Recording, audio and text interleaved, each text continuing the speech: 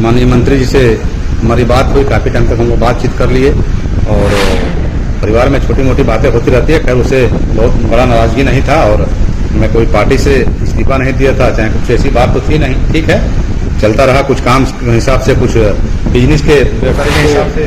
मैं पटना पहुंच रहा हूं और 3 तारीख को कार्यक्रम में पहुंचेंगे। अभी हमारे साथी राह देख रहे हैं कि कब तक आएंगे कब तक आएंगे, सभी लोग का फोन आता है। तरफ समाज की रुझान बहुत तेजी से आ रहा है और हम लोग यही आशा करते हैं कि माननीय मंत्री जी काफी संघर्ष कर रहे हैं, काफी मेहनत कर रहे हैं।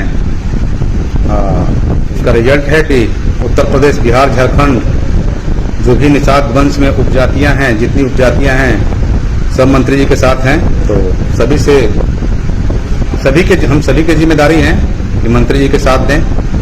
लगभग 2 तारीख को मैं पटना पहुंच रहा हूं और 3 तारीख को कार्यक्रम में पहुंचेंगे और 4 को आजमगढ़ और 5 तारीख को गाजीपुर और 1 दिन भदोही जाना है। तो कार्यक्रम है, हम चाहेंगे कि इस बार आ रहे हैं तो अधिक से अधिक लोगों से मिले। ऐसे ही हम सबकी जिम्मेदारी लेकर चलेंगे तो मंत्री जी का भी हौसला बुलंद रहेगा काम करने के लिए। और हम सबकी, जितने हमारे समाज के लोग हैं, अदर समाज के लोग हैं जो पार्टी के साथ जुड़े हुए हैं, तो सबकी जिम्मेदारी है कि मंत्री जी के हाथों को मजबूत किया जाए। और मैं 3 तारीख को रहूंगा कार्यक्रम में। आप सभी सादर आमंत्रित हैं, आप सभी लोग आइए। तो एक आग्रह सभी से मैं करूंगा कि कार्यक्रम के सफल बनाने के लिए जिसको जो साधन हो, कुछ सोशल मीडिया के माध्यम से, कोई फोन के माध्यम से, इसलिए कि साथियों हम सबकी जिम्मेदारी है, सबको जगना होगा, तब इतनी बड़ी लड़ाई में हम लोग सफल पाएंगे।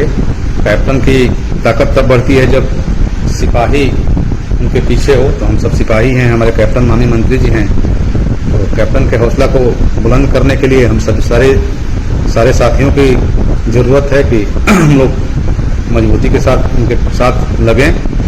और बाकी तो मैं उत्तर प्रदेश आ ही रहा हूं और सभी साथी से मिलने का प्रयास करूंगा। संभवतः वो नहीं होगा, लेकिन 2-4 जिले तो मैं सबके साथ एक बैठक करेंगे और मिलेंगे। आगे की रणनीति क्या है, कैसे है बनाई जाएगी और माननीय मंत्री जी के जो भी आदेश होगा हम आप सबके पास पहुंचाएंगे, क्या क्या करना है आगे।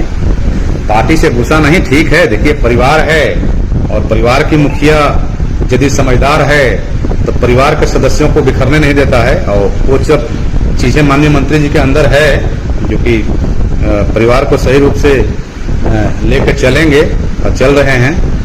परिवार में छोटी मोटी बातें होती रहती है। खैर उसे बहुत बड़ा नाराजगी नहीं था और मैं कोई पार्टी से इस्तीफा नहीं दिया था, चाहे कुछ ऐसी बात तो थी नहीं। ठीक है, चलता रहा कुछ काम के हिसाब से, कुछ बिजनेस के व्यवस्था के हिसाब से मैं नहीं आ पा रहा था, लेकिन अब थोड़ा टाइम निकाल करके मैं आ रहा हूँ उत्तर प्रदेश, बिहार भी आऊंगा। सब साथियों से मिलेंगे और मजबूती से काम किया जाएगा।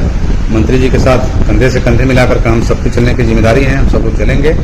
बाकी ऐसी कोई नाराजगी नहीं है। और खैर कमेंट करने वाले लोग, कहने वाले तो तरह तरह की बातें करते हैं, तो हर आदमी की बातों पर ध्यान देना हमारे हिसाब से बहुत उचित नहीं होगा। जिसको जो समझ में आता है वो कहता है, तो कहने वाले कहने दीजिए। बाकी ऐसा कुछ नहीं था, मैं पहले भी कहा था, आज भी कह रहा हूँ, भविष्य में भी कहूंगा कि मैं हमेशा समाज के लिए ही काम करूंगा, पार्टी के साथ रह के ही काम करूंगा। और माननीय मंत्री जी की विचारधारा इतना अच्छा है कि उनके साथ जुड़े रहना हमें अच्छा लगता है।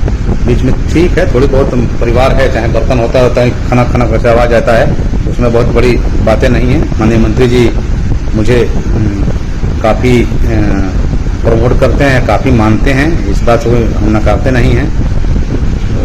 खास करके सभी साथियों से यही कहेंगे कि 3 तारीख वाले, 4 तारीख वाले कार्यक्रम को हम सभी की जिम्मेदारी है। और आप लोग नॉर्मल एक बात देख लीजिए कि ठीक है, आरक्षण की लड़ाई हम लोग लड़ रहे हैं, आरक्षण तो हमारा एक मुद्दा है, बड़ा मुद्दा है, लेकिन ऐसे भी एक नॉर्मल आप लोग समझ लीजिए कि आज उत्तर प्रदेश, बिहार में एक कोई कास्ट के बराबर, चाहे उसके प्रति हमारी संख्या कई गुना ज्यादा है। और जो लोग भी सरकार बना रहे हैं यूपी बिहार में, तो हमारे संख्या से बहुत कम है। तो थोड़ा एक बार सोचने का विषय है और चिंतन मंथन करने का विषय है कि आखिर में जब इतने परसेंट हमारे से कम लोग सरकार बना सकते हैं, तो हमारी संख्या तो उनसे कहीं कहीं 1.5 गुना 2 गुना ज्यादा है, तो हम लोग क्यों पीछे हैं।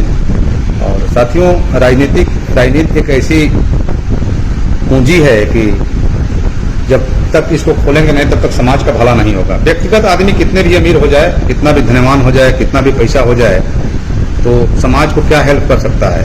उसके लिए वो इतना बड़ा तो सक्षम नहीं होगा कि पूरे समाज को हेल्प करेगा, समाज को लेकर चलेगा। तो सबके लिए राजनीति बहुत जरूरी है। और जिस समाज के पास राजनीति नहीं है, उस समाज के दशा आप लोग देख ही रहे हैं। जैसे हमारे पास सत्ता ना पावर ना नेता ना राजनीति है, भाई दशाएं हमारे पास कितनी हैं, क्या है, कैसी है, आप वो देखते हैं। जो हमारी संख्या इतनी काफी है, तो माननीय मंत्री जी का काफी बढ़िया पहल रहा। और यूपी, बिहार, झारखंड तीनों स्टेट में तेजी से समाज को जोड़े और समाज भी तेजी से जुड़ रहा है। तो इससे ये मालूम पड़ रहा है कि समाज पहले की अपेक्षा हमारे जो नौजवान साथी है वो शिक्षित हो रहे हैं। तो हम सभी की जिम्मेदारी है कि भाई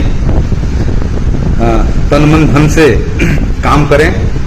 और कोई आज लाभ मिलेगा पार्टी का चाहे आरक्षण का, तो कोई व्यक्तिगत एक आदमी को लाभ नहीं मिलेगा, वो पूरे समाज को लाभ मिलेगा। सब व्यक्ति के घर में लाभ उसका मिलेगा। तो जब लाभ सबके लेने के सबको मिलेगा, तो लड़ाई भी हम सबको लड़ना चाहिए, लड़ना ही पड़ेगा। अभी तक समाज का कोई अगुवा नहीं था, कोई ऐसा मजबूत दृढ़ संकल्प नेता नहीं था जो कि ये बात करें और ऐसी लड़ाई लड़ें। तो आज माननीय मंत्री जी हम सबके बीच इतनी बड़ी कुर्बानी दे करके, इतनी बड़ी अपना टाइम दे करके, समय दे करके और